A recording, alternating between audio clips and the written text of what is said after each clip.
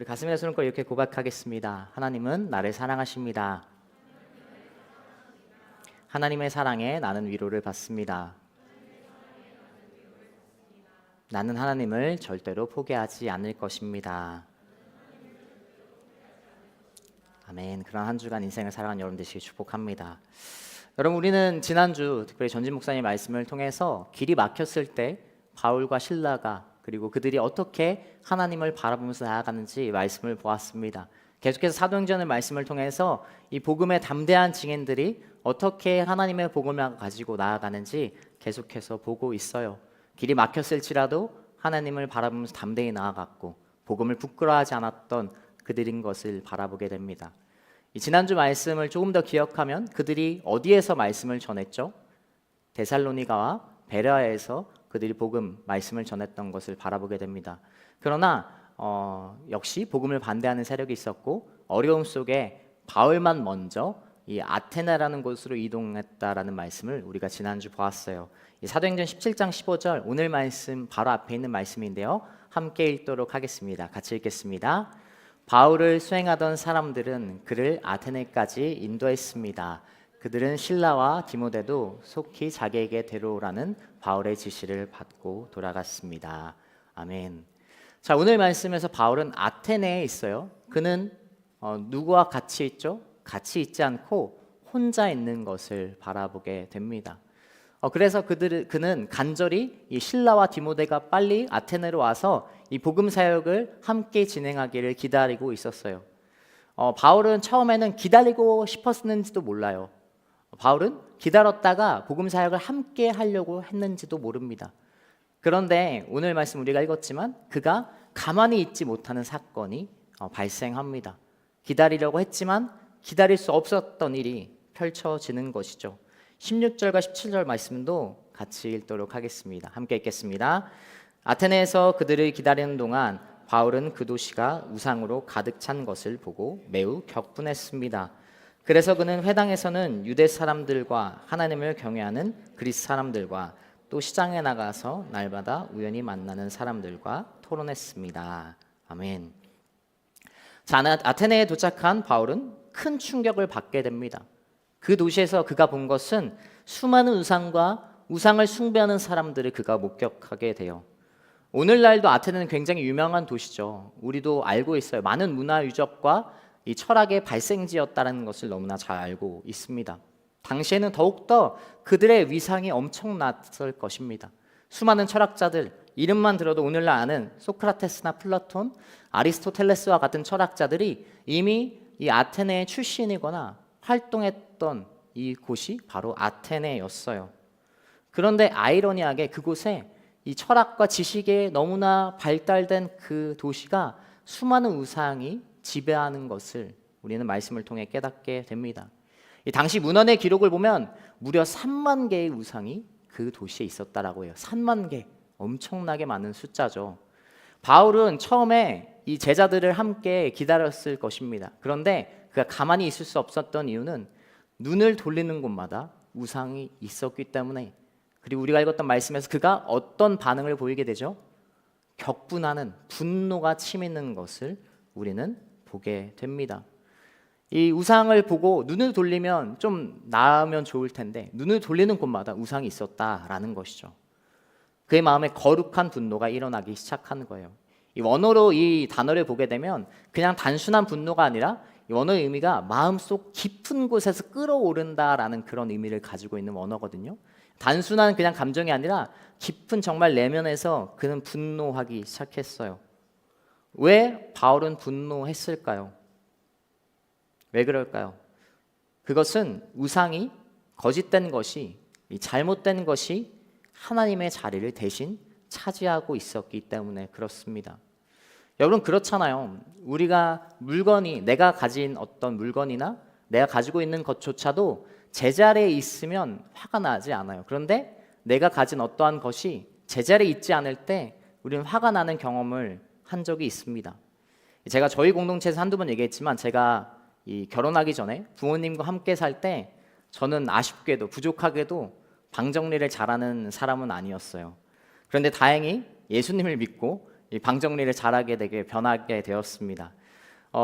지금은 이제 결혼해서 물론 와이프의 어떤 충고도 있지만 그거와 별개로 복음 안에서 이제 방을 정리하기 시작했어요. 그런데 어쨌든 이전에 제가 부모님과 함께 살 때도 이 방을 이제 정리하지 않은 스타일이라 이제 방이 어지러운 상태였습니다.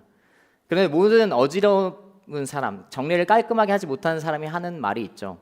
그 방에도 내 나름의 질서가 있다.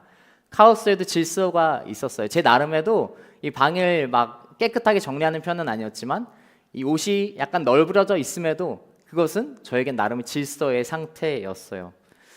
널브러진 옷이라고 해서 빨랫감이 아니었다라는 얘기죠. 내가 다음에 입을 옷이었다라는데, 그런데 어떤 일이 있죠? 어머님이 와서 그 옷을 빨래를 돌려버리는 상황이 펼쳐진 거예요. 그러면 어떻게 되죠? 분노가 일어나죠. 화가 나요. 내 옷이, 내 물건이 제자리에 없을 때 우리는 화나는 경험, 이런 비슷한 경험, 너무나 단편적인 예지만 그러한 경험을 하는 적이 있습니다. 바울도 마찬가지였죠. 하나님이 아닌 그 경배의 대상에 다른 어떤 우상이 있으니 그 다른 우상이 그 자리를 차지하고 있으니까 그는 분노하기 시작한 거예요. 그렇게 고도화된 철학과 지식의 중심지 아테네에서 우상이 만연한 그 상황과 환경 가운데 그는 분노하기 시작합니다. 고학력자들이 질비했고 뛰어난 사람들, 우월한 사람들이 그 가운데 있었지만 그들은 우상을 섬기는 사람들이었어요. 여러분, 우리는 이런 우상, 어떤 샤머니즘적인 그러한 색채가 이 도시가 아니라 어떤 빈곤 국가나 이 어떤 제3세계에서만 일어난다고 생각하지만 이 아테네가 보여주는 것처럼, 그리고 오늘날 우리가 맞이하는 우리나라도 고도화된 어떤 도시 가운데 있는 것처럼 실제로 많은 우상들이 여전히 지배하고 존재하는 것을 바라보게 됩니다. 이런 발달된 도시일지라도, 발달된 사회일지라도 여전히 우상이 그 자리를 차지하고 있는 것을 바라보게 돼요.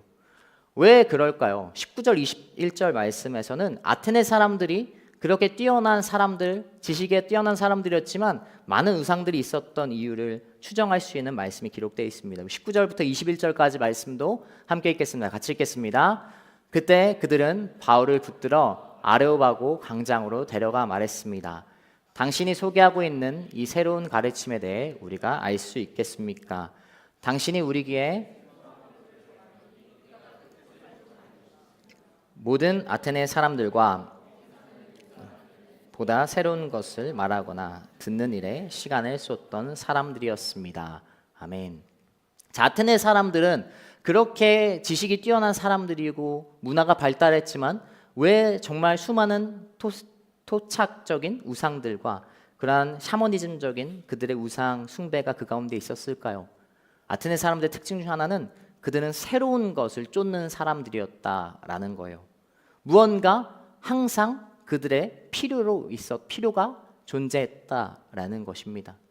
한마디로 바꿔 말하면 마음이 허하고 공허하고 그 가운데 만족감이 없던 사람들이 바로 아테네 사람들이었어요. 뭔가 새로워지는 게, 달라야 되는 게 그들 가운데 방향성이었던 것이죠. 다른 사람이 뒤처지면 안 되는, 무언가 앞서 나가야 되는 그러한 방향성을 가진 사람. 마치 오늘날 우리나라와의 모습과 너무나 비슷한 것을 바라보게 돼요. 우리나라는 굉장히 좋은 면이 많지만, 그리고 굉장히 장점도 많지만 굉장히 새로운 것을 추구하고 트렌드에 빨리 반응하는 나라입니다.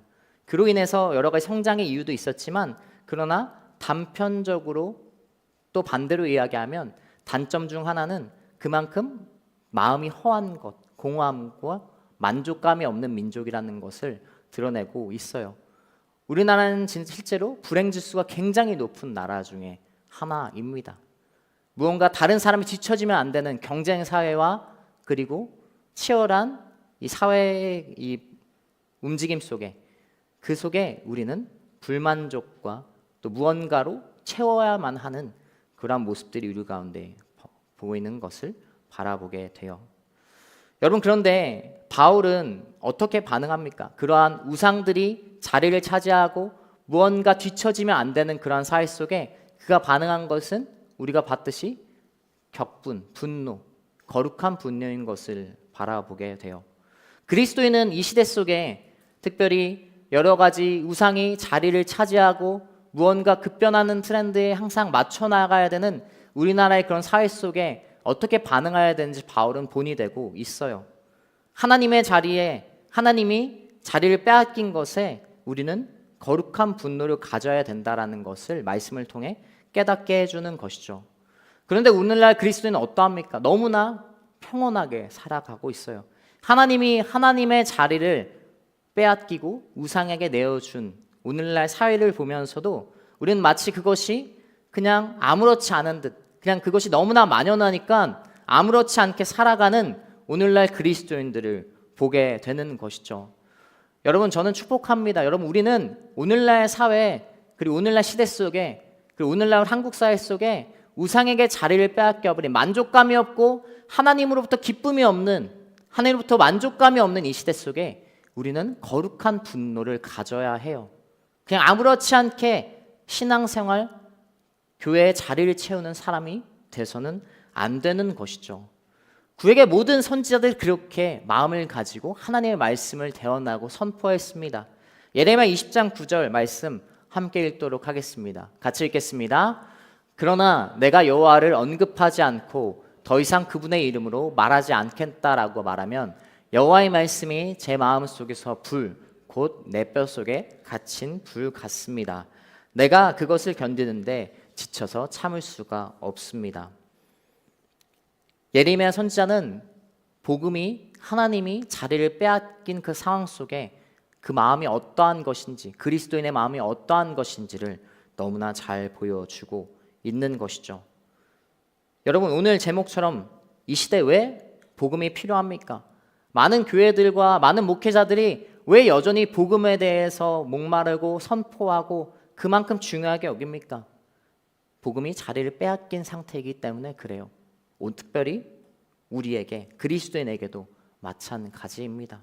여러분의 자리에, 여러분의 안에 중심에 무엇이 있습니까? 정말로 하나님으로부터 인한 기쁨과 그리고 복음으로 인한 소망과 행복이 있습니까? 그렇지 않다면 하나님 안에서 거룩한 분노의 마음을 가지고 나를 돌이켜보고 이 시대를 돌이켜보는 그리스도인 되기를 축복합니다.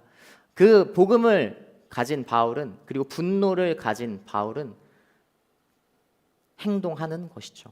22절과 23절 말씀 함께 읽도록 하겠습니다. 같이 읽겠습니다. 그러자 바울이 아레오바고 광장 가운데 서서 말했습니다. 아테네 시민들이여, 내가 보니 여러분은 여러모로 매우 종교적인 사람들입니다.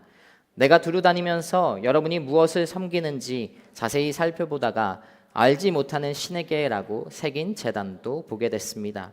이제 여러분이 알지도 못하고 예배해온 그 신을 내가 여러분에게 전하고자 합니다. 아멘. 자, 바울은 거룩한 분노를 가지고 그 분노를 마음대로 표출하지 않아요. 우리가 착각하지 말아야 될 것은 거룩한 분노를 가지되 그것을 우리가 마음대로 행동하고 감정대로 표현하라는 것은 아닙니다. 그 거룩한 분노가 바울에게 무엇이 되죠? 무엇의 동기가 되죠? 복음을 선포하는 동기가 되는 것을 바라보게 돼요. 우리는 거룩한 분노를 가질 때 복음의 담대한 증인이 되는 것을 깨닫게 되는 것이죠. 바울은 그래서 모두가 모여있는, 정말로 많은 사람들이 모여있는 아레오보고 광장에서 복음을 선포하는 거예요.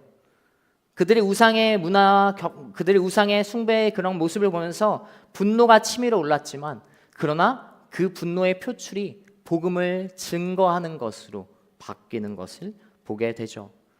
그리고 바울은 사도행전 그리고 성경에서 정말로 놀라운 이 설교 한 편을 하게 됩니다. 바로 아테네인들을 향한 맞춤 전도의 설교를 하는 것을 보게 돼요.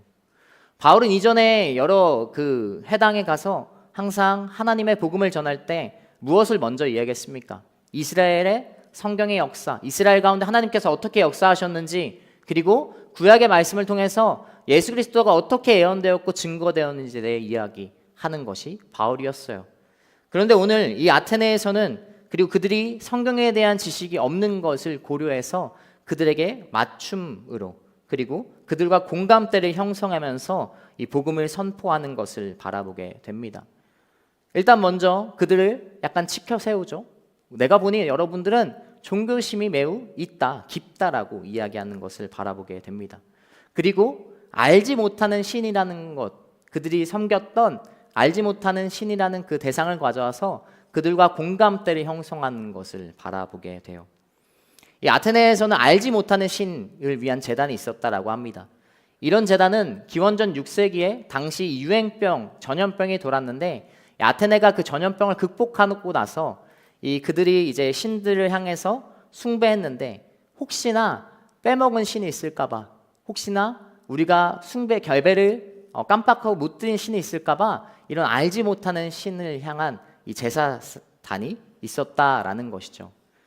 실제로 지리학자, 2세기 지리학자였던 파우사니아스 기록에 의하면 이런 제단이 아테네뿐만 아니라 여러 지역에 있었다라고 기록되어 있습니다. 바울은 그 공감대를 찾아서, 그 포인트를 찾아서 너희가 알지 못하는 신 내가 이야기해 주겠다라면서 복음을 선포하는 것을 바라보게 돼요. 그가 선포하는 내용은 복음이 우상과 다른 것을, 그리고 복음이 하나님이 어떻게 너희가 만든 우상과 다른지에 대해 선포하는 것을 바라보게 됩니다. 24절과 25절 말씀도 함께 읽겠습니다. 같이 읽겠습니다. 그 신은 온 세상과 그 안에 모든 것을 창조하신 하나님이십니다. 하나님께서는 하늘과 땅의 주인이시며 사람이 손으로 지은 신전들 안에 살지 않으십니다. 하나님께서는 뭔가 부족해서 인간의 손으로 섬김을 받으실 분이 아닙니다. 바로 모든 사람에게 생명과 호흡과 다른 모든 것을 주시는 분이시기 때문입니다. 아멘. 자, 복음은, 하나님은 무엇이 다릅니까? 첫 번째, 말씀에 읽었듯이 하나님은 모든 것을 창조하셨어요.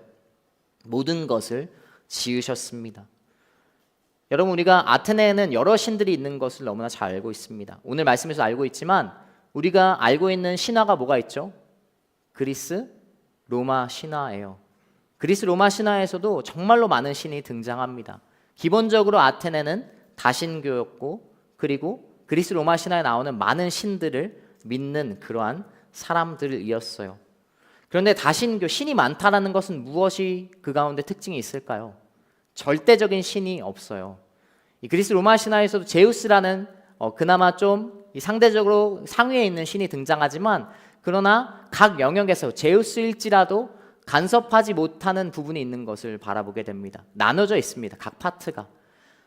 그것이 바로 그들이 믿는 우상, 다신교 국가의 특징입니다. 서로가 서로에게 제한되는 부분이 있고 어떠한 영역이 나눠져 있는 그러한 것들이 이 다신교 국가나 우상 숭배의 모습에서 나타나는 것을 바라보게 돼요.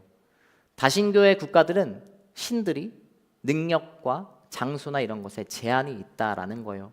그런데 하나님을 전하는 바울은 오늘 무엇을 선포합니까? 하나님은 절대적이고 제한이 없으신 분이다라는 것을 오늘 선포하는 거예요. 모든 것을 지으시고 모든 것을 창조하셨다. 그냥 일부분의 영역을 다스리는 분이 아니라 모든 부분, 그리고 모든 인간, 모든 만물을 창조하셨다라고 그가 선포하는 것을 바라보게 됩니다. 그리고 두 번째로 무엇이 차이가 있다라고 바울은 이야기합니까? 사람이 손으로 지은 것에 존재하지 않는다라고 선포하고 있어요. 하나님은 손으로 지은 신전들 안에 살지 않고 인간의 손으로 섬김을 받을 분이 아니다라고 그는 선포하는 것이죠. 이 그리스 사람들의 신들에 대한 인식은 자신들이 만든 신전과 형상에 그 우상들이 그 신들이 존재한다라고 생각했습니다. 여러분, 얼마나 어리석은 생각입니까? 조금만 생각하면 사람이 만든 것에 그 우상의 대상이 거기에 제한된다라는 것을 그들이 이야기하고 그들이 행동하고 있는 거예요. 장소와 능력에 제한될 뿐만 아니라 사람에게, 인간에게 제한되는 것이 그들의 우상이었어요. 그런데 예수 그리스도, 하나님은 어떠한 분이라고 이야기합니까? 그러한 형상과 그러한 장소에 제한되는 분이 아니라 모든 만물 가운데 거하시고 우리가 함께 하시는 분이시다라는 겁니다. 그냥 멀리 떨어져서 너희의 사람들이 만드는 우상과 신화처럼 멀리 떨어져서 그들과 함께하고 하지 않는 두려움의 존재가 아닌, 그냥 어떠한 두려움으로 그들에게 다가가는 그러한 우상이 아니라 하나님은 우리 가운데 함께 하시고 우리 가운데 같이 그 모든 것을 동행하시는 분이시다라고 그가 이야기하는 것이죠. 27절과 29절에서 그것을 분명 바울은 나타내고 있습니다. 27절부터 29절까지 말씀도 함께 읽겠습니다. 같이 읽겠습니다. 이렇게 하신 것은 사람들이 하나님을 찾기를 바라시기 때문입니다. 사람들이 하나님을 더듬어 찾기만 하면 만날 수 있습니다. 사실 하나님께서는 우리 각 사람과 그리 멀리 떨어져 계시지 않습니다. 그러니 우리가 왜냐하면 하나님 안에서 우리가 살고 움직이고 존재하기 때문입니다. 여러분의 시인 가운데 어떤 사람이 말했듯이 우리가 그분의 자녀입니다. 그러니 우리가 29절 이건 아니에요. 제가 읽겠습니다. 그러니 우리가 하나님의 자녀인 이상 하나님을 사람의 생각이나 기술로 금이나 은이나 돌에 새겨 만든 형상 따위로 생각해서는 안 됩니다 라고 바울은 선포하는 것이죠. 하나님은 인간의 제한받는 분이 아니다. 그리고 동떨어진 분이 아니다. 너희가 믿는 우상과는 다른 하나님은 우리 가운데 오시고 직접적으로 개입하시는 분이다라고 이야기하는 것입니다. 복음이 그것을 너무나 잘 나타내 주잖아요. 예수님이 사람으로 오셔서 우리의 죄를 대신해 죽으신 그 사건이 얼마나 우리 가운데 함께 하시고 가까이 계시는 분인지를 복음은 분명히 드러내는 것을 바라보게 돼요. 그냥 멀리 떨어져서 두려움의 대상으로 어떻게 행동할지, 어떻게 사람에게 어떤 벌을 줄지 그렇게 두려움으로 다가오는 존재가 아니라 하나님은 함께 하시면서 동행하시는 분이라는 것을 그는 드러내는 것을 바라보게 됩니다. 그리고 세 번째 다른 점을 하나 더 이야기합니다. 25절에 기록됐듯이 그 하나님은 모든 것을 주시는 분이시다라고 바울은 선포합니다. 받는 분이 아니다라고 그는 분명히 선포하고 있어요. 모든 사람에게 생명과 호흡과 다른 모든 것을 주시는 분이라고 바울은 선포합니다. 하나님과 다른 우상의 특징은 무엇입니까? 우상은 받는 존재예요. 무엇을 필요로 합니다. 어떤 재물, 어떠한 물질, 어떠한 것을 항상 필요로 하죠. 마치 먹을 밥을 차려두는 제사상과 같이 어떠한 것이 항상 이 우상에게 나아가려면 어떤 재물이나 이런 것이 있어야 되는 것을 바라보게 됩니다. 그러나 하나님은 어떠한 분이세요? 무엇을 바치라고 이야기하지 않아요. 무엇을 우리에게 하라고 하지 않아요. 행위로 모든 것이 이루어진다고 절대로 이야기하지 않습니다. 그냥 하나님께서 이야기하시는 것, 복음은 예수 그리스도를 믿으라고 하는 것입니다. 그리고 하나님께서는 오히려 우리에게 주시는 분이라고 바울을 통해 선포하는 것이죠. 왜 그럴까요? 하나님은 무엇을 필요로 하지 않으시고 완전하신 분이기 때문에 그렇습니다. 여러분 왜 복음입니까? 복음은 완전한 거예요. 앞에 이야기했듯이 복음은 제한되지 않아요. 장소와 능력과 그리고 사람에 의해 형상에 의해 어떤 신전에 의해 제한되지 않는 것이 바로 복음이기 때문에 그렇습니다. 하나님께서 완전하시기 때문에 하나님께 행하신 복음은 그리고 우리 가운데 행하신 그 놀라운 일은 완전한 복음이기 때문에 우리에게 복음의 놀라운 능력이 있기 때문에 그것이 우리에게 희망이 되고 소망이 되는 것을 바라보게 됩니다. 사람은 어떠한 존재입니까? 부족하고 불완전해요. 그래서 항상 존재를 증명하려고 합니다. 철학의 근본 사상, 오늘 아테네가 철학의 정말 중심지였는데 철학의 근본 사상은 무엇인가요? 존재론이죠. 존재에 대한 증명이에요. 철학은 결국 존재에 대한 증명을 밝혀내는 학문인 것을 바라보게 됩니다. 철학이 발달했던 아테네는 결국 무엇으로 존재를 증명하고 있어요? 수많은 신들을 만들어 놓는 거예요. 그래서 지식과 수많은 우상들로 자신의 존재를 증명하는 것입니다. 나는 에피쿠로스의 가치를 따르는 사람이야. 철학을 따르는 사람이야. 나는 제우스를 믿는 존재야. 나는 지혜의 여신 아테네를 믿는 사람이라면서 자신의 존재를 드러내려고 증명하려고 하는 거예요. 사람은 불완전하기 때문에 부족하기 때문에 그러한 모습을 보여주는 것이죠. 그런데 사람의 손으로 만든 그 우상은 어떨까요? 똑같죠. 불완전하고 부족한 대상이에요. 사람이 만들어진 신이기 때문에 그렇습니다. 무엇을 필요로 하고 그 우상 역시 무엇으로 항상 증명이 되어야 되는 것이죠. 상대적인 가치에 제한된 존재가 바로 우상이라는 것입니다. 그런데 하나님은 우리가 증명하지 않아도 돼요. 완전하시기 때문에 냉정하게 말하면 우리가 예배하지 않아도, 내가 예배하지 않아도 하나님은 예배의 대상이에요. 하나님은 완전하시기 분이기 때문에 내가 예배하지 않아도 하나님은 경배를 받으실 분이고 그 진리가 변하지 않습니다. 하나님은 하나님이 스스로 존재하시는 분이기 때문에 그렇습니다. 출애굽기 3장 14절 하나님께서 자신의 존재에 대해 분명히 말씀하시는 구절입니다. 출애굽기 3장 14절 함께 읽도록 하겠습니다. 같이 읽겠습니다. 하나님께서 모세에게 말씀하셨습니다. 나는 스스로 있는 자다. 너는 이스라엘 백성들에게 말하여라. 스스로 있는 자가 나를 너희에게 보냈다라고 말이다. 왜 복음입니까? 복음은 완전하기 때문에, 오늘날 우리가, 불완전한 우리가 허망과 공허함과 무언가로 자신의 존재를 증명하려는 이 시대 가운데 복음이 필요한 것이죠. 공허함이 그리고 불완전함이 우리의 모든 문제이기 때문에, 그러나 복음의 완전함을 우리가 믿으며 살아갈 때 하나님의 놀라운 기쁨과 사랑과 은혜가 그 가운데 충만케 되는 것을 우리는 깨닫게 됩니다. 여러분, 우리 옆사람에게 한번 이렇게 축복하겠습니다. 복음은 완전합니다. 복음은 완전합니다. 복음의 완전함을 믿으며 특별히 하나님께서 완전하신 분께서 행하신 그 놀라운 복음을 믿으며 여러분 살아간 여러분 되시길 축복합니다. 우리 마지막으로 31절부터 34절까지 말씀을 함께 읽도록 하겠습니다. 같이 읽겠습니다.